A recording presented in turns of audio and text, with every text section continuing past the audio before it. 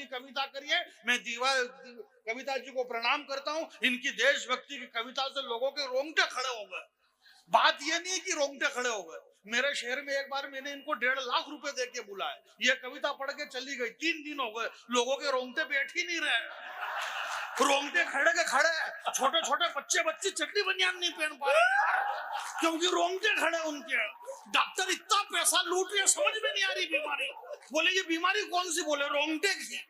तो मैं आपके रोंगटे खड़े बड़े करने के लिए नहीं आया हूँ, मैं आपको हंसाने के लिए आया हूँ। शेक्सपियर कहते हैं कि जो दूसरों को हंसाता है वो कभी स्वर्ग में नहीं जाता है, बल्कि वो जहां जाता है वहीं स्वर्ग बना लेता है। मैं आपको हंसाना चाहता हूँ।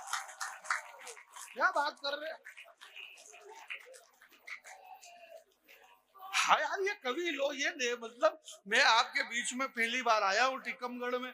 हमारे राजेंद्र जी बड़े भावुक हो रहे थे, बोले देश के इतने बड़े बड़े कवि यहाँ पे आ गए, अनामिका जी आ गई और इनको बुलाना बड़ा कठिन का काम। देखो ऐसा इतना भावुक मत हो, जिसने जितने मांगे इतने तुमने दे दिए तो आ गए।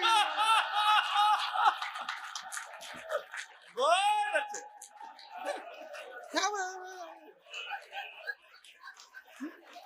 आपको पैसा देना,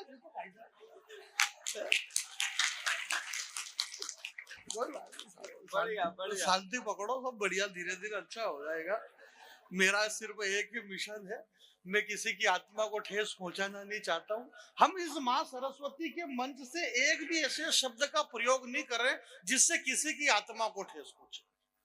हमें कोई मतलब नहीं इन सारी बातों से। अब इन कवियों को, इतने बड़े बड़े कवि हैं, आज इतनी बड़ी कवित्री और देश के इतने बड़े कवि, और ये मतलब किसी नेता के खिलाफ बोल रहे हैं।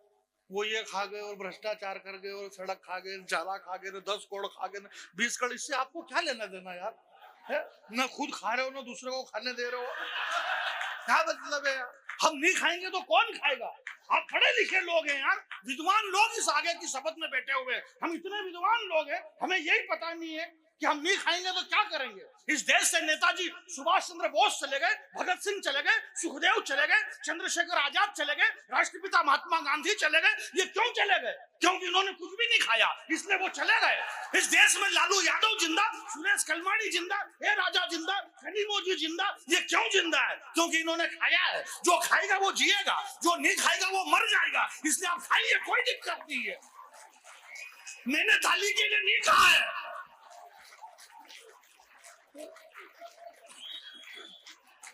खा गए, नहीं खाएंगे तो क्या करेंगे भाई?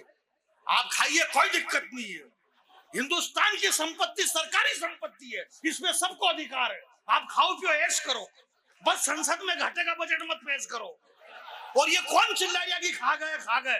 ये वही चिल्ला रहा जिसको खुद को खाने को नहीं मिला। क्या बात कर रहे हैं आप? खाना किसको अच्छा नहीं लगता है? आप लोग आगे बैठ करके चाय पी रहे हैं, कविता जी कविता पढ़ने के लिए आई, आप डिस्टर्ब कर रहे हैं। अरे आप डिस्टर्ब मत करो। कौन बोले चाय वाला डिस्टर्ब कर रहा है? चाय वाले को प्रधानमंत्री बना दो तो कोई दिक्कत नहीं, पर चाय पी नहीं सकते हो आप।